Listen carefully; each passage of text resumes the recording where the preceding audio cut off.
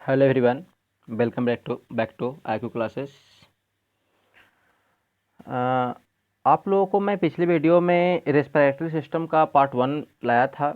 ठीक है, अगर अभी तक आप लोग उस वीडियो को नहीं देखे हैं तो जाकर के देखिए। बिल्कुल आसान सा भाषा में समझाया गया है, बताया गया कि श्वसन कितने प्रकार के होते हैं। ठीक है, मनुष्य श्वसन किस प्रकार से करते हैं, उस सब चीज़ों के बारे में आपको यहाँ पर बताया गया है। तो अगर अभी तक आप लोग नहीं देखें जा करके देखिए। बिल्कुल आपको डायग्राम के साथ में समझाया गया है, बताया गया है बिल्कुल हिंदी में। मतलब क्लास 10th का जो बायोलॉजी का चैप्टर पार्ट 2 है, रेस्पिरेटरी सिस्टम श्वसन है, उसको मैंने अच्छे से कवर करने का प्रयास किया है।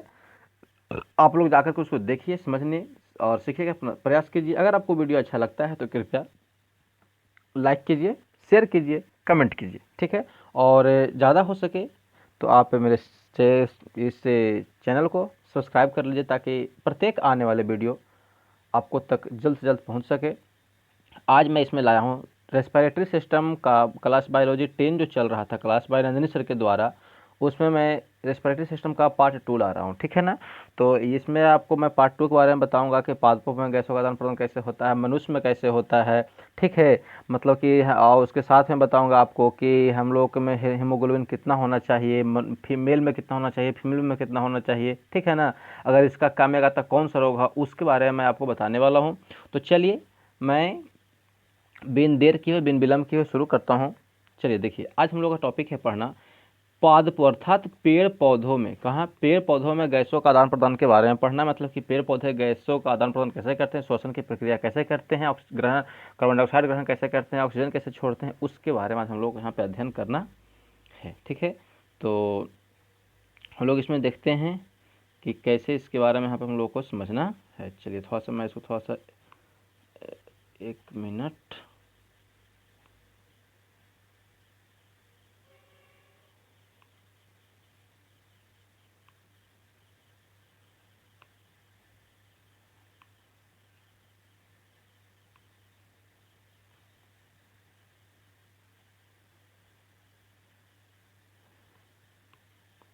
चलिए, आई होप दैट कि आपको विजुअल दिखाई पड़ रहा अच्छे से, अब ये सब क्लियर हो गया है।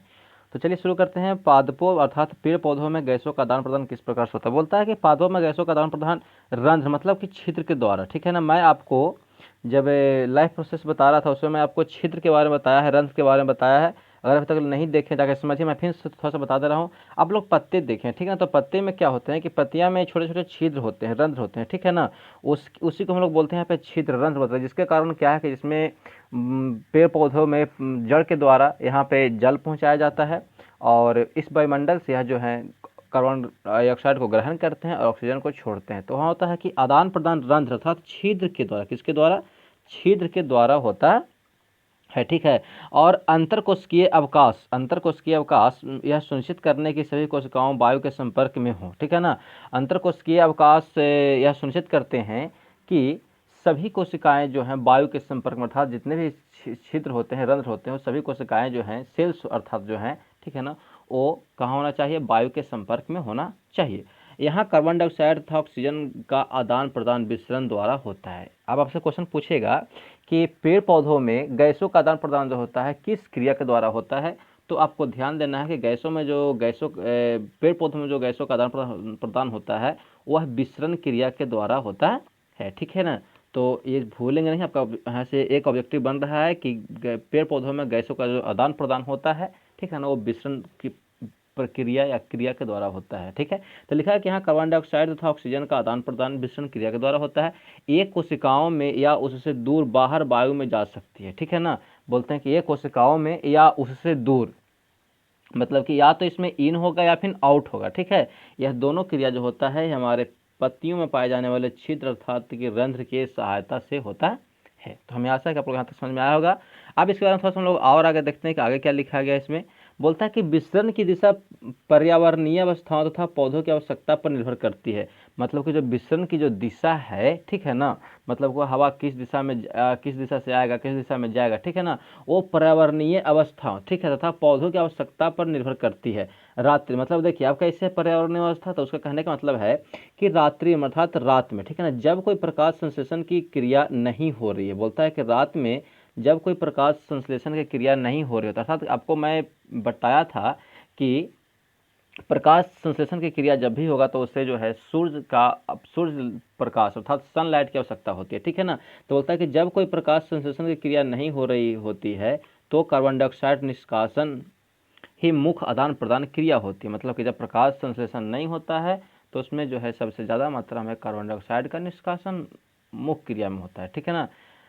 आगे बोलता है कि मुख्य आदान प्रदान क्रिया होती है। दिन में श्वसन के दौरान निकली कार्बन डाइऑक्साइड प्रकाश संश्लेषण में प्रयुक्त हो जाती है। बोलता है कि दिन में श्वसन के दौरान, ठीक है ना, निकली कार्बन डाइऑक्साइड प्रकाश संश्लेषण में क्या हो जाता है, तो प्रकाश संश्लेषण में वह जो है प्रयुक्त हो जाता है, ठीक है ना।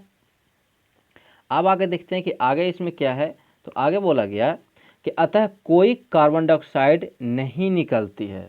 लास्ट हम लोग एक्स्ट्रा अथी पहुँचे, ठीक है ना। तो पता चला कि अतः कोई कार्बन डाइऑक्साइड नहीं निकलती है। इस समय अर्थात दिन में प्रकाश संश्लेषण में प्रातः ऑक्सीजन का निकलना ही मुख्य है। अब याद रखेंगे, आपका ऑब्जेक्टिव बनेगा कि पेड़ पौधे जो हैं दिन में कौन सा गैस निकालते हैं, कौन सा गैस का छोड़ते हैं, ठीक है ना। तो बोलना है कि पेड़ पौधे जो हैं दिन में सिर्फ और सिर्फ ऑक्सीजन को निष्कासित करते हैं, ऑक्सीजन को छोड़ते हैं। दूसरा क्वेश्चन पूछेगा कि रात में पेड़ पौधे कौन सा गैस को आदान प्रदान करते हैं, मतलब कौन सा गैस छोड़ते हैं। तो रात में जो गैस क्या करते हैं कि वो कार्बन डाइऑक्साइड को लेते हैं, ठीक है ना। और कभी कभी क्या होता है वो कार्बन डाइऑक्साइड को ही छोड़ते हैं, ठीक है। तो मैं उस सब के बारे में आपको यहाँ पर बताऊंगा। अब देखिए इसमें आगे क्या है, तो आगे हम लोग देखते हैं। अब हम लोग अगला टॉपिक है कि जंतुओं में गैसों का आदान प्रदान, अर्थात जीव जंतुओं में गैस। अभी हम लोग देखे पेड़ पौधों के बारे में, पादपों के बारे में। अब हम लोग यहाँ पे अध्ययन करेंगे कि जंतुओं में गैसों का आदान प्रदान किस प्रकार से होता है, उसके बारे में देखना। बोलता है जंतुओं में पर्यावरण से ऑक्सीजन लेने और श्वसन की प्रक्रिया के द्वारा उत्पादित कार्बन डाइऑक्साइड से छुटकारा पाने के लिए, फिर समझिए, जंतुओं में पर्यावरण से मतलब कि इस वायुमंडल से ऑक्सीजन लेने और श्वसन की प्रक्रिया के द्वारा उत्पादित कार्बन डाइऑक्साइड को छुटकारा पाने, मतलब कि ऑक्सीजन लेगा तो कार्बन डाइऑक्साइड को निष्कासित करेगा, बाहर करेगा, छोड़ देगा बाहर में, ठीक है ना। अर्थात बाहर निकालने के लिए विभिन्न अंगों का विकास हुआ है। याद रखेंगे कि जीव जंतु में, मनुष्य में जो क्या होते हैं कि गैस लेने और गैस छोड़ने की, अर्थात ऑक्सीजन ग्रहण करने की और कार्बन डाइऑक्साइड को बाहर निकालने के लिए क्या होते हैं, एक उसके पास में पर्सनल जो है ऑर्गन्स पाए जाते हैं, ठीक है ना, अंग पाए जाते हैं, ठीक है, इतना याद रखेंगे। अब वो क्या होता है कि अंगों का विकास हुआ है। जैसे स्थलीय जीवों में श्वास लेने के लिए फेफड़े, ठीक है ना, क्या होते हैं कि स्थलीय जो स्थल पर रहने वाले जीव हैं उनको सांस कैसे लेते हैं, तो वह जो है वह अपने फेफड़े की सहायता से सांस लेने का कार्य करते हैं, संपादन कर पाते हैं, ठीक है। तो यहाँ से याद हम लोग का ऑब्जेक्टिव फिर बन गया कि स्थलीय जो जीव जंतु हैं तो वह श्वसन की क्रिया किस प्रकार से करते हैं, किसकी सहायता से करते हैं। तो हम लोग को बताना है कि वह जो श्वसन की प्रक्रिया करते हैं वह करते हैं किसकी सहायता से, तो फेफड़े की सहायता अर्थात लंग्स की सहायता से, ठीक है ना, का विकास हुआ है। जैसे मनुष्य, हाथी, घोड़े, कुत्ते आदि फेफड़े की मदद से ऑक्सीजन लेते हैं, ठीक है ना। मतलब मनुष्य के हम लोग बोलते हैं, मतलब जीव जंतु जो समझिए जो जिसके पास में 2 पैर 4 पैर है, ठीक है ना। ऐसे जो मनुष्य हैं वो अपने लंग्स अर्थात कि फेफड़े की सहायता से ऑक्सीजन ग्रहण करते हैं तथा कार्बन डाइऑक्साइड छोड़ते हैं। उसी की सहायता से, लंग्स की सहायता से कार्बन डाइऑक्साइड को छोड़ देते हैं। जलीय जीवों में गलफड़ा या क्लोम का विकास हुआ है, ठीक है ना। जैसे हम लोग जलीय जीव में क्या होता है, जैसे मछली की मैं बात करूँ तो मैं बताता हूँ। जलीय जीव पर देख लीजिए, जलीय जीव में बोलता है कि गलफड़ा या क्लोम, या हम लोग उसे गिल्स बोलते हैं, ठीक है ना। इसका विकास हुआ, इससे हम लोग जो है क्या करते हैं तो श्वसन की प्रक्रिया कर पाते हैं, ठीक है ना। विकास हुआ जिसकी मदद से गैसों का आदान प्रदान करते हैं अर्थात श्वास लेते तथा छोड़ते हैं, ठीक है।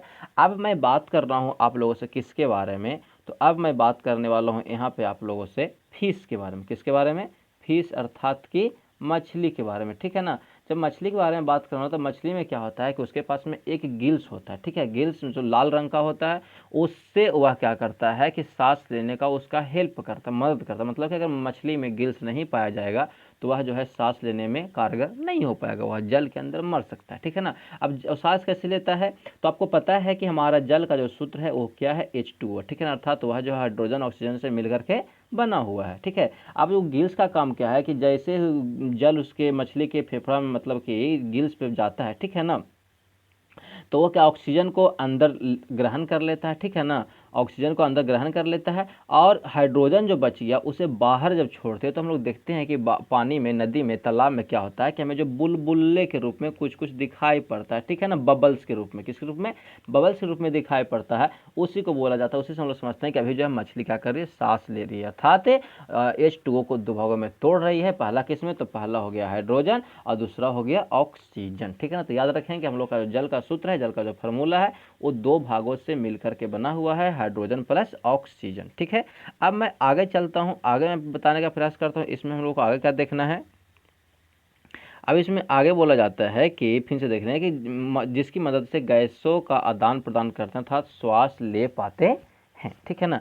आप देखते हैं कि जलीय जंतुओं में गैसों का आदान प्रदान किस प्रकार से किया जाता है। तो देखते हैं यहाँ पे बोला कि जलीय जीव श्वास लेने के लिए जल में विलीय, जलीय जीव जो है सांस लेने के लिए, श्वास लेने के लिए जल में विलीय ऑक्सीजन का उपयोग करता है। मैं बताया कि जल जो है दो भाग से मिलकर बना हुआ है, H2O, ठीक है ना। तो दो ऑक्सीजन का उपयोग करते हैं। इसके लिए जलीय जीवों में गलफड़े अर्थात क्लोम या गिल्स का विकास हुआ है। किसका विकास हुआ है? गलफड़े में क्लोम या गिल्स का विकास हुआ है, जिसकी मदद से श्वास लेते हैं। चूंकि जल में विलीय ऑक्सीजन की मात्रा वायु में उपस्थित ऑक्सीजन की मात्रा की तुलना में कम होती है। याद रखेंगे, आपसे क्वेश्चन पूछ सकता है, ठीक है ना, कि जल में, ठीक है ना, जल में विलीय ऑक्सीजन की मात्रा वायु में उपस्थित ऑक्सीजन की मात्रा की तुलना में कम होता है, ज्यादा होता है? तो आपको रखना है कि नहीं, जल में जो है ऑक्सीजन की मात्रा क्या होगा? तो कम होगा, ठीक है, कम होता है। अतः जलीय जीवों की श्वास दर स्थलीय जीवों की अपेक्षा द्रुत होती है, ठीक है ना। जलीय जीवों की श्वास दर स्थलीय जीवों की अपेक्षा क्या होता है? द्रुत मतलब कि कम होता है, ठीक है। जलीय जीव जो हैं स्थलीय जीवों की अपेक्षा मतलब कि जो पृथ्वी पर रह पाते हैं और जो जल में रह पाते हैं, तो पृथ्वी की तुलना में जल में रहने वाले जो जीव जंतु जो सांस लेते हैं, उनकी सांस लेने की क्षमता, ऑक्सीजन लेने की क्षमता कम होती है, क्योंकि उनके पास में कम ऑक्सीजन मिलता है। जैसे मछली जो एक जलीय जीव है, जैसे मैं बात करता फिश के बारे में, वही मछली दिखाया, ठीक है ना। तो मछली जो एक जलीय जीव है, अपने मुंह के द्वारा जल लेती है तथा बलपूर्वक इसे गलफड़े तक पहुंचाती है, मतलब कि ऊर्जा लगा करके, एनर्जी लगा, कहाँ पहुंचाती है? गलफड़े अर्थात कि गिल्स तक पहुंचाती है, ठीक है ना, जहां विलेय ऑक्सीजन रुधिर में अवशोषित हो जाता है। याद रखें, अभी मैं बता रहा था कि फिश क्या करते हैं कि H2O ग्रहण करते हैं, इसे दो भाग में तोड़ देते हैं, हाइड्रोजन और प्लस ऑक्सीजन में तोड़ने के बाद ऑक्सीजन उनके शरीर के अंदर चला जाता है और हाइड्रोजन जो है बाहर निकलता है। हाइड्रोजन जब बाहर निकलेगा तो बबल्स के रूप में दिखाई पड़ता है, बुलबुले के रूप में दिखाई पड़ता है पानी में, ठीक है ना। ऑक्सीजन जो जाता है, ऑक्सीजन अंदर जाकर के उनके रुधिर अर्थात की ब्लड में, कहाँ? उनके ब्लड में जो है वह जाकर के सम्मिलित हो जाता है, ठीक है ना। तो हमें आशा है कि आप लोग को यहाँ तक समझ में आया होगा। तो अब देखते हैं इसके बारे में आगे क्या होता है। अब आगे जो है, अभी हम लोग जलीय के बारे में देख रहे हैं, अब हम लोग देख रहे हैं कि स्थलीय जीव जंतु कैसे सांस लेते हैं, क्या उनके पास में सांस लेने की जो एक प्रकार का अंग है वो भी हम लोग को देखना चाहिए, समझना चाहिए, नहीं चाहिए, इसके बारे में देखते हैं। हम लोग को बिल्कुल समझना चाहिए, देखना चाहिए, सीखना चाहिए उसके बारे में कि वह कौन सा अंग है।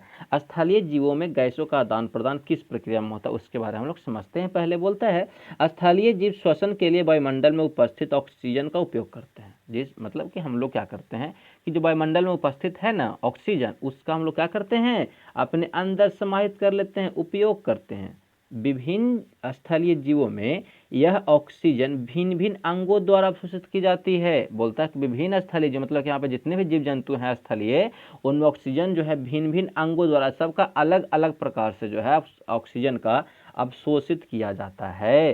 परंतु इन सभी अंगों में एक रचना समान होती है, इन सभी अंगों में एक रचना जो है, एक प्रक्रिया जो है समान होती है, जो उस सतही क्षेत्रफल को बढ़ाती है जो ऑक्सीजन बाहुल वायुमंडल के संपर्क में रहता है। फिर समझेंगे कि इन सभी अंगों में एक रचना समान होती है जो उस सतही क्षेत्रफल को बढ़ाती है तथा ऑक्सीजन बाहुल वायुमंडल के संपर्क में रहता है। मतलब कि वायुमंडल में ऑक्सीजन की मात्रा क्या होता है? बाहुल मतलब कि उपयोग करने से ज़्यादा रहता है, ठीक है। इसलिए अभी मैं ऊपर बताया था स्थलीय जीवों के बारे में कि जलीय जीवों के बारे में कि स्थल पर रहने वाले जीव जंतु की अपेक्षा जल में जीव जंतु रह पाते हैं वो ऑक्सीजन का ग्रहण जो है कम कर पाते हैं, ठीक है ना।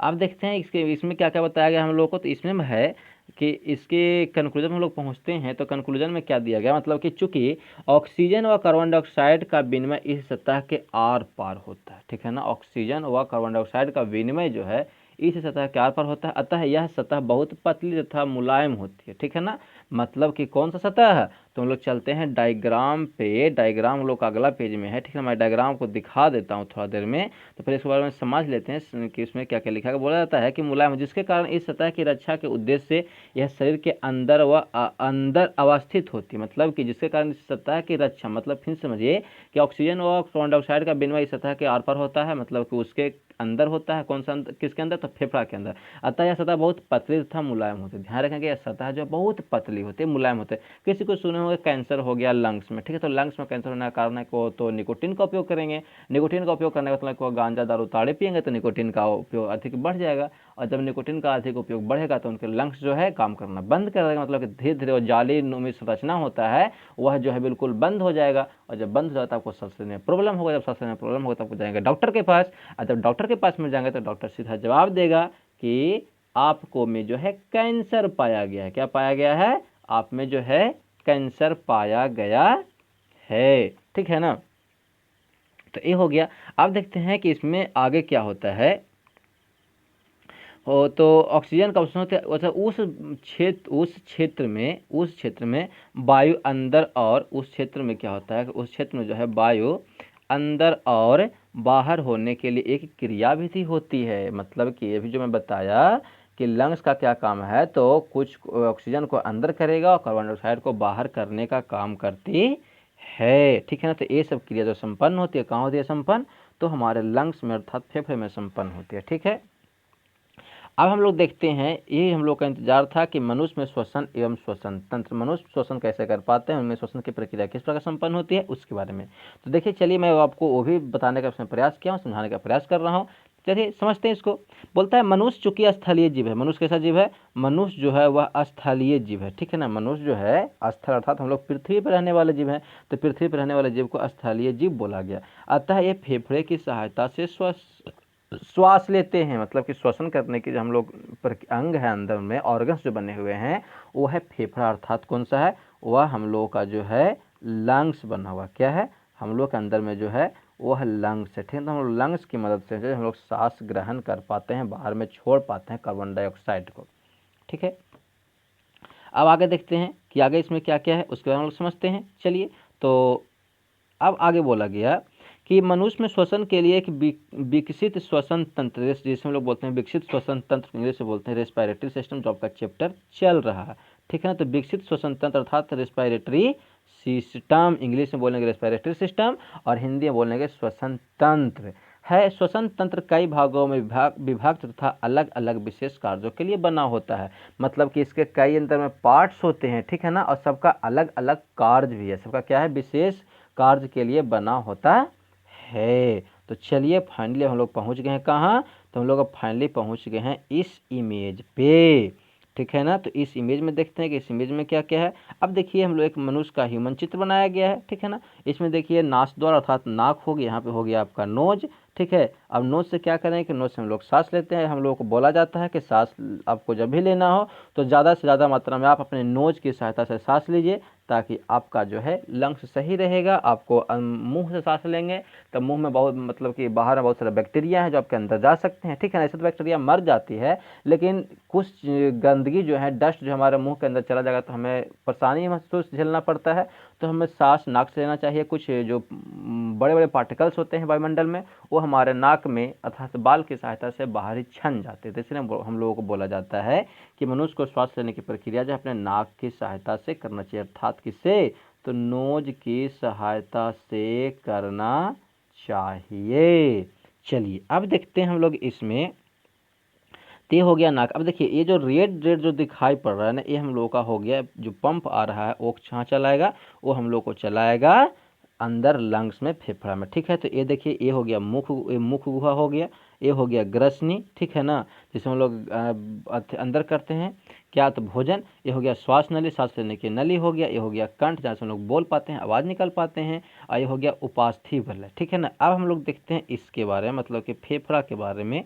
तो फेफड़ा में देखिए, फेफड़ा जो है इस तरह से इसका संरचना बना हुआ है, दो पार्ट में, मतलब कि एक इधर से एक इधर से, ऐसे संरचना बना हुआ है। ठीक है ना, अब इसमें क्या है, तो यहाँ पे जो देख रहे हैं ये हो गया फुफ्फुस। ये हो गया, क्या हो गया, अगर फुफ्फुस हो गया, और ये हो गया पसली। मतलब हम लोग जिसे बोलते हैं इंग्लिश में रिब्स, कि हमारे पास में कितने रिब्स पाए जाते हैं, मतलब हमारे पास में 6 पेयर्स, कितने पेयर्स, 6 पेयर्स रिब्स पाए जाते हैं। रिब्स कहने का मतलब है कि आप लोग जिम करने वाले व्यक्ति को देखे होंगे कि उस पास में पंजड़ियाँ दिखता है, ठीक है, तो उसे हम लोग बोलते हैं रिब्स, ठीक है, जैसे हम लोग बोलते हैं बॉडी, जिम के भाषा में क्या बोलते हैं, बॉडी बोलते हैं कि बॉडी दिखा रहा है। तो चलिए हम लोग बोलते हैं रिब्स। रिब्स हमारे पास में जो है 12 पीस होते हैं। जोड़ा की बात करूँ तो 6 जोड़ा होते हैं। कितने जोड़ा होते हैं, 6 जोड़ा रिब्स पाए जाते हैं। चलिए अब ये जो देख रहे हैं, ये जो दिखाई पड़ रहा हो गया श्वसनी हो गया, ये हो गया श्वसनिका, और ये हो गया कुपोषिका कोष, ठीक है ना, कुपिका कोष। अब देखिए इसके बारे में बोलते हैं, यह जो है श्वसनिकाएं हो गया, मतलब कि इस तरह से हम लोग का जो ये जो देख रहे हैं ना, इस तरह से जो बना हुआ है, इसमें हम लोग श्वास ग्रहण कर पाते हैं और छोड़ पाते हैं, ठीक है। तो हम लोगों का ह्यूमन का लंग्स का चित्र हो गया, फेफड़ा जैसे हम लोग बोलते हैं, ठीक है। तो मैं आशा है कि आप लोग यहाँ तक समझ में आया होगा। अब मैं इसे इरेज कर देता हूँ ताकि आप इसे बना सकें, और जब भी आपको रेस्पिरेटरी सिस्टम पढ़ा, आप इसके आप सीख लिए हैं, तो आपने कॉपी जब नोट डाउन कीजिए तो एक आप रेस्पिरेटरी सिस्टम का जो लंग्स है, फेफड़ा है, उसका चित्र बनाने का प्रयास कीजिए, ठीक है ना, ताकि आप समझ पाएँ। और याद रखेंगे, हम लोग को जो है कभी भी निकोटीन या फिर कोई भी जो हम लोग हमारे लंग को क्या कर सकते हैं, हानि पहुंचा सके, हमें वैसे चीज़ों का सेवन नहीं करना चाहिए, ठीक है। अगर हम लोग वैसे चीज़ों का सेवन नहीं करेंगे तो हम लोग का जीवन लंबा होगा, ठीक है। ये देख लिए, ये हो गया डायफ्राम हो गया। मैं डायफ्राम के बारे में बात कर चुका हूँ पिछले वीडियो में, लाइफ प्रोसेस में। मानव श्वसन तंत्र हो गया। अब देखते हैं नासिका या नासिका द्वार क्या होता है, जो चित्र में देख रहे थे उसके बारे में समझते हैं। अब है नासिका या नासिका द्वार। बोलता है मनुष्य में वायु नास द्वार होकर शरीर के अंदर जाती है। अभी मैं बताया कि मनुष्य में वायु क्या होते हैं कि नास द्वार से होकर कहाँ जाते हैं, तो शरीर के अंदर जाते हैं, ठीक है ना। कहाँ जाते हैं, शरीर के अंदर जाते हैं, ठीक है। और शरीर के अंदर जाएगा तो इसमें क्या होगा, नासा द्वार के ठीक महीन बाल होते हैं। नासा द्वार के अंदर में क्या होते हैं, ठीक अंदर में महीन बाल होते हैं, ठीक है ना।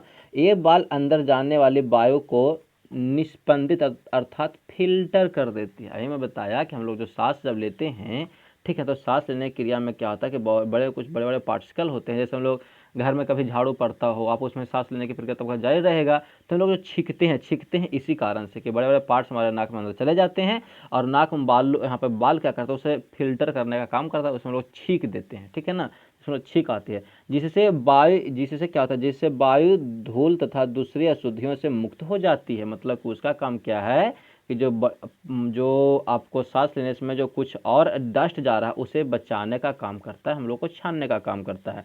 इस मार्ग में श्लेष्मा मक्स होते हैं। क्या होते हैं, इसमें मक्स होते हैं की परत भी होती है, जो वायु को धूल तथा अशुद्धियों से रहित करने में सहायक होता है। जो वायु को धूल तथा अशुद्धियों से, मतलब कि वायु में जो कुछ अन्य तत्व मिले हुए हैं, अन्य गैस जो मिले हुए हैं, जो धूलकण मिले हुए हैं, अशुद्धि जो मिला हुआ, उसे साफ करने में, फिल्टर करने में काम आता है। अब मैं आपको थोड़ा सा बताने का प्रयास करता हूँ।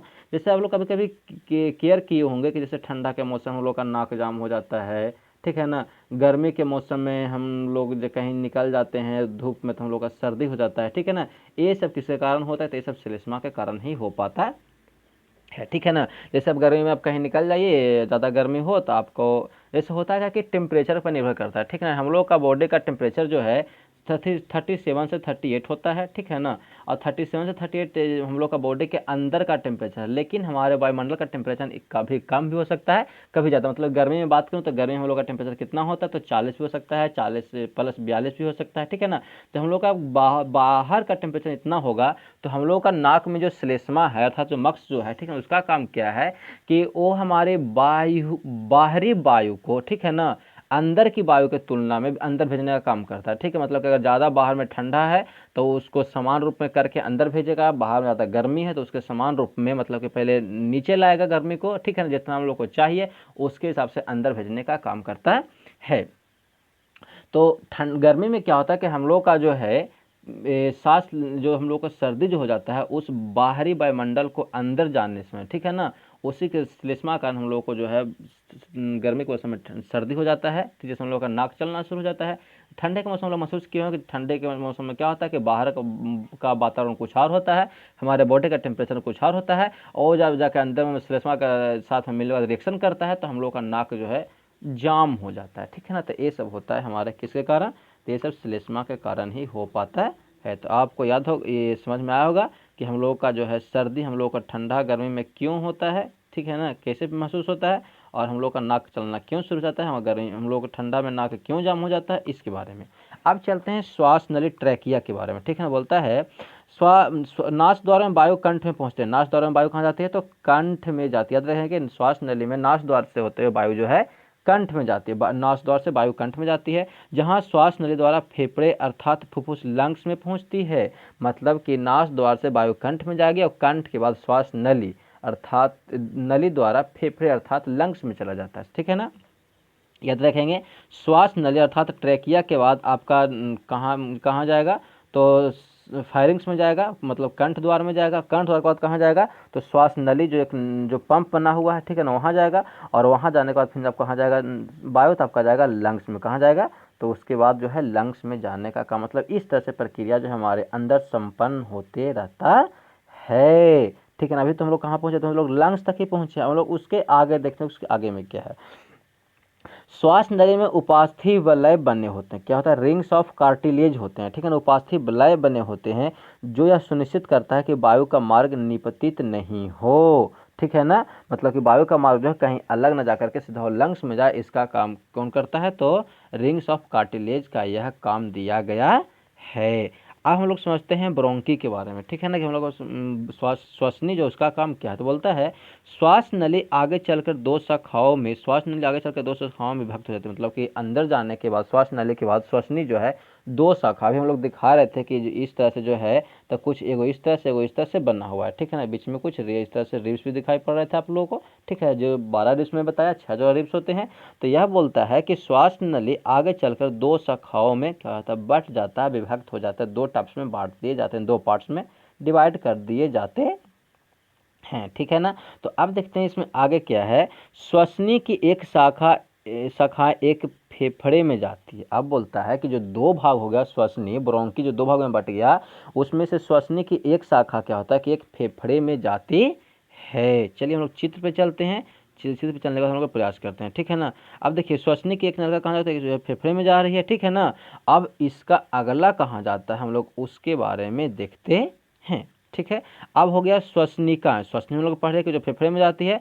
श्वसनिकाएं कहाँ जाती है, मतलब कि ब्रोंकियोल्स कहाँ जाती है, तो श्वसनी आगे जाकर पुनः कई शाखाओं में विभक्त हो जाती है। मतलब कि ब्रोंकी जो है आगे जाकर के फिर से जो है कई भाग में क्या हो जाता है, तो बट जाती है। इस छोटी छोटी शाखाओं को श्वसनिकाएं कहा जाता है, ठीक है ना। मतलब कि मैं आपको चित्र पे ले चलूं, और चित्र पे ले चलने के बाद यहाँ पर समझने का प्रयास कीजिए कि श्वसनिका, देखिए यहाँ आया श्वसनी में, ठीक है ना। यहाँ आने के बाद क्या हो कि यह जो है इस छोटी छोटी पार्टिकल्स में क्या हो गए, यहाँ पे बट गया। यही बटने की जो क्रिया होता है ना, उसमें लोग क्या बोलते हैं, उसमें लोग ब्रोंकियोल्स अर्थात श्वसनिकाएं बोलते थे। फिर से समझिए, श्वसनी आगे जाकर पुनः शाखाओं में विभक्त हो जाती है। इस छोटी छोटी शाखाओं को श्वसनिकाएं अर्थात ब्रोंकियोल्स कहा जाता है। I hope that you have understand अच्छी तरह से, ठीक है ना, कि आपको अच्छी तरह से समझ में आया होगा।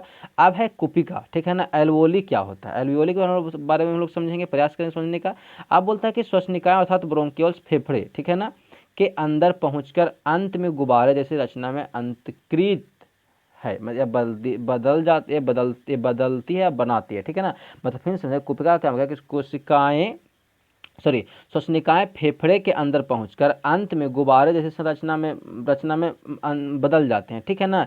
ये रचनाएं कुपिका कहलाती है। क्या कहलाती है, यह रचनाएं जो है कुपिका कहलाती है। तो चलिए देखते हैं, ये देखिए जो इस तरह से जो दिखाई पड़ रहा है ना, इसी को बोला गया है कुपिका। इसको क्या बोलते हैं, इसको बोलते हैं कुपिका। तो मैं आशा है कि आप लोगों को कुपिका अर्थात एल्वियोली के बारे में समझ में आया होगा। अब इसमें क्या है, अब बोलता है कुपिका नासा द्वार से आने वाले वायु को एक सतह उपलब्ध कराते हैं। कुपिका जो है नासा द्वार अर्थात नोस्ट्रिल से आने वाले वायु को एक सतह, मतलब एक जगह उपलब्ध कराती है, जिससे गैसों का विनिमय हो सकता है, ठीक है ना। गैसों क्या होता है, गैसों का जो है विनिमय हो सकता है। कुपिकाओं की भीति में रुधिर वाहिकाओं का विस्तीर्ण जाल होता है। मतलब कि इसका जो है ढेर सारा जाल बिछा होता है, ब्लड वेसल्स होते हैं। क्या होता है, रुधिर वाहिकाओं का विस्तीर्ण जाल होता है, ठीक है ना। देखिए यहाँ पे हम लोग, मैं आपको एक चित्र लाया हूँ। देखिए हमारे नाक से जो है श्वास कहाँ आएगा, तो हमारा जो है लारिंक्स अर्थात कंठ द्वार में चला जाएगा, ठीक है ना। कंठ द्वार में ट्रैकिया में आएगा, इस यहाँ आएगा, फिर ट्रैकिया में आएगा, फिर ब्रोंकी में आएगा, ठीक है ना। ब्रोंकिस फिर कहाँ चला जाएगा, ब्रोंक्योल्स में चल जाएगा, और ब्रोंक्योल्स में जाने के बाद क्या होगा, वह जो है एल्वियोली के रूप में बट जाता है, डिवाइड हो जाता है, ठीक है ना। ये हम लोग का जो लंग्स है उसका दो भाग है, ये लेफ्ट हो गया, ये हो गया राइट लंग, ठीक है। तो आप, हमें आशा है कि आप लोग यहाँ तक समझ में आया होगा। अब देखते हैं कि इसमें आगे क्या होता है, ठीक है ना। अब हम है कि जब हम मनुष्य, जब हम श्वास लेते हैं तो हमारी पसलियाँ ऊपर उठती है। पसलियाँ मतलब कि ये रिब्स, जो रिब्स अभी मैं दिखाया था पिछले इमेज में, फिर से चलिए देखते हैं, ठीक है ना। ये जो हम जो देख रहे हैं, ये जो 1 2 3 4 5 6, ठीक है ना, इस तरह से मतलब 6 इधर और 6 इधर जो रिब्स हैं, मतलब कि जो पंजरी है, ठीक है ना, उसके वो क्या होती है कि सांस लेने समय ऊपर उठती है, ठीक है ना।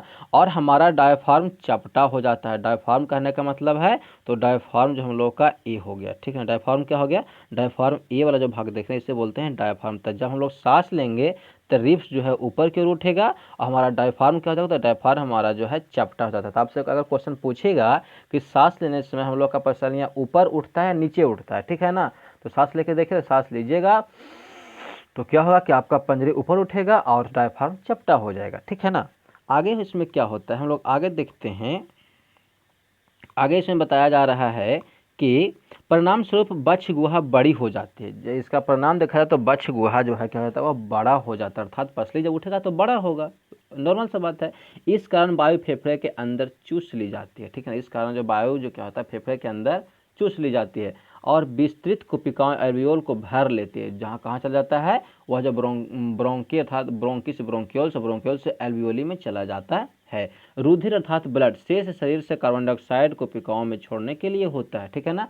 रुधिर का काम क्या है कि शेष शरीर से, ठीक है, कार्बन डाइऑक्साइड कुपिकाओं में छोड़ने के लिए लाता है, ठीक है। आगे है कि कुपिकाओं रुधिर को वाहिका का रुधिर कुपिका वायु से ऑक्सीजन लेकर शरीर की सभी कोशिकाओं तक पहुंचाते। फिर समझेंगे इसमें क्या बोला गया कि बताया जा रहा है इसमें हम लोगों को कि कुपिकाएं रुधिर वाहिका का रुधिर, कुपिकाएं क्या कहते हैं कि रुधिर वाहिका का, ठीक है ना, जो रुधिर है कुपिका वायु से ऑक्सीजन लेकर, कुपिका वायु से मतलब एल्वियोली से, ठीक है ना, एल्वियोली वायु से क्या करेगा कि वायु से ऑक्सीजन लेकर शरीर की सभी कोशिकाओं तक पहुंचाता है, ठीक है ना। तो फिर समझिए कि कुपिकाएं रुधिर वाहिका का रुधिर कुपिका वायु से ऑक्सीजन लेकर, मतलब कुपिकाएं जो है ऑल्वियोल्स जो है हमारे पूरे शरीर में ऑक्सीजन पहुंचाने का काम करता है। सिंपल सा समझिए इस बात को।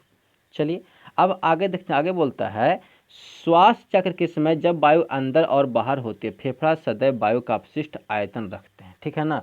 श्वास चक्र के समय मतलब श्वास का सर्किल है, चेन है, ठीक है ना, उसमें हम लोग सांस लेते हैं छोड़ते हैं, अंदर और बाहर होते हैं, तो फेफड़ा सदैव वायु का अपशिष्ट आयतन रखते हैं जिससे ऑक्सीजन के अवशोषण एब्जॉर्प्शन, ठीक है ना, तथा कार्बन डाइऑक्साइड को मोचन के लिए पर्याप्त समय मिल जाता है। मतलब उस समय क्या होगा कि ऑक्सीजन जो हमारे शरीर के अंदर अवशोषण होगा और कार्बन डाइऑक्साइड जो है बाहर अर्थात रिलीज हो जाता है, एब्जॉर्प्शन, ठीक है ना, और रिलीज आप लोग ध्यान देंगे, ठीक है। अब इसके बाद हम लोग को क्या है, तो बोलता है कि इस तरह श्वसन का चक्र श्वसन तंत्र की मदद से पूरा होता है। मतलब कि इस तरह से श्वसन चक्र का जो श्वसन तंत्र है, रेस्पिरेटरी सिस्टम जो है, इसकी मदद से पूरा होता है। यह प्रक्रिया जीवन पर्यंत निरंतर चलती रहती है, ठीक है ना। यह प्रक्रिया जो है निरंतर चलती रहती है और वही सांस लेने की क्षमता से हम लोग का जो है वेन जो है अप डाउन करता है, तो उसमें जो है हर समय ब्लड का जो है आवागमन शुरू होता है, ठीक है ना। तो हम लोग को डॉक्टर जो है हम जब बीमार पड़ते हैं तो हमें नस भी चेक करके बता देता है, ठीक है। या फिर जब किसी आदमी को हार्ट अटैक आता है, ठीक है ना, तो हम लोग उसको नस चेक करते हैं कि हाँ मनुष्य अगर नस मतलब कि उसका हार्ट चल रहा है, ठीक है ना, तो वह मनुष्य जिंदा है, अर्थात अगर नहीं चला तो मर गया, ठीक है। तो इस तरह से आप लोगों का जो है रेस्पिरेटरी सिस्टम जो है ख़त्म हो गया है, ठीक है ना। यह हमें आशा है कि आप लोगों को इस वीडियो को अच्छी तरह समझ में आ गया होगा और आपको अगर वीडियो अच्छा लगता है, समझ में आता है, तो आप मेरे चैनल को सब्सक्राइब कर लीजिए, लाइक कीजिए, शेयर कीजिए, कमेंट्स कीजिए, ठीक है। सब्जेक्ट चल रहा है बायोलॉजी क्लास 10 का, कौन से क्लास का, क्लास 10 का बायोलॉजी चल रहा है। हमारा लोगो हो गया, ठीक है, मैं इस बार बात भी किया था, हमारा लोगो हो गया। अगर अभी तक आप लोग मेरे फेसबुक अकाउंट से नहीं जुड़े हैं तो जाकर के जुड़िए, ठीक है ना। आप वहाँ पे कुछ नहीं, जाकर सिर्फ खाली सर्च कीजिए, जो कोचिंग का नाम देख रहे हैं सर्च क्या करना है, एक बार फिर से बता दूँ, जाकर सर्च करना है IQ क्लासेस, ठीक है ना, IQ क्लासेस CLASSES, और AA जाकर सर्च कीजिए, आपको वहाँ पे जो है क्या हो जाएगा, मेरे कोचिंग का ये जो लोगो देख रहे हैं सेम लोगो आपका वहाँ पे फेसबुक पे मिलेगा। आप उस पर जाकर के पेज से जुड़िए और फ्रेंड रिक्वेस्ट भेज दीजिए, ठीक है। चैप्टर चल रहा था चैप्टर नंबर 2 रेस्पिरेटरी सिस्टम, और टीचर आपको होगा नंदिनी सर। नंदिनी भी आप बहुत सारा प्यार देती हैं पिछले वीडियो को, हमें आशा है कि आप इस वीडियो को अच्छी तरह से देखेंगे। हाँ, जब भी इस वीडियो को देखें तो कृपया स्किप नहीं करें, स्किप करेंगे तो हो सकता है आपको समझ में नहीं है, ठीक है। और कमेंट कीजिए, ताकि आप कमेंट करते हैं मेरे वीडियो को देखते हैं तो हमें अच्छा महसूस होता है और मैं आपकी वीडियो बनाने के लिए हमेशा तत्पर रहता हूँ, ठीक है। आपका अपना बड़ा भाई, छोटा भाई जो समझिए, आपको मैं हमेशा आपके मेहनत में रंग में भर दूंगा, क्योंकि आप मेरे द्वारा बनाए वीडियो को देखते हैं, समझते हैं, आप एग्जाम की तैयारी कर रहे हैं, ठीक है। खास करके 10th के बच्चों, आप इसके बिल्कुल देखें, बिल्कुल हिंदी में समझाया गया, आसान से तरीके से समझाया गया है, आपको को इस चित्र के माध्यम से समझाने का प्रयास किया गया है। Thank you. अब मैं मिलूंगा अगले वीडियो में।